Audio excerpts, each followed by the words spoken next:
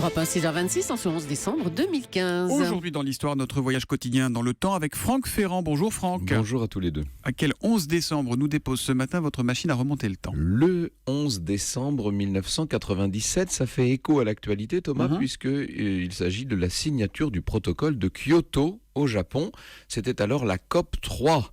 Et déjà, il s'agissait de réduire les émissions de gaz à effet de serre, c'est-à-dire le gaz carbonique, bien entendu, mais aussi le méthane, les halocarbures, comme ceux utilisés dans les climatisations, le protoxyde d'azote, enfin, etc. Théoriquement, l'adoption de ce traité international impliquait des engagements juridiques contraignants. C'était il y a presque 20 ans déjà. Et il a été signé par tous les représentants, Franck, cet Alors accord? signé, oui, mais pour ce qui est de l'entrée en vigueur, il a fallu attendre qu'au moins 55 pays aient ratifié le texte.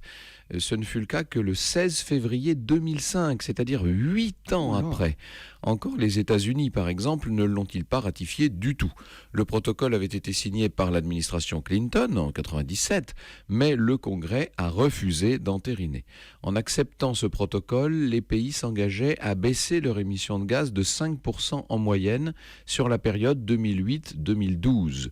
Aujourd'hui, 196 parties, c'est-à-dire 195 États qui étaient à cette réunion de Kyoto, plus l'Union européenne, l'ont ratifié, mais seuls 37 pays industrialisés se sont réellement engagés. Et alors, ce qui est inquiétant, surtout quand on pense à ce qui se passe au Bourget en ce moment, c'est que ce traité, il était considéré comme contraignant, Franck. Oui, contraignant sur le papier, pourrait-on dire. Mais dans les faits, les sanctions éventuelles n'ont jamais été définies.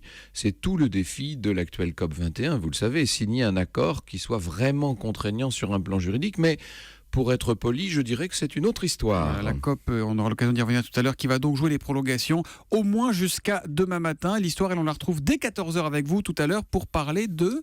Pour parler des temps radieux, des fêtes galantes. Ce sera élégant et chic comme d'habitude avec Franck Ferrand au cœur de l'histoire à 14h sur Europe 1 tout à l'heure. Bonne journée. Europe 1, 6h28, dans un instant, le journal de Michel Grossiot.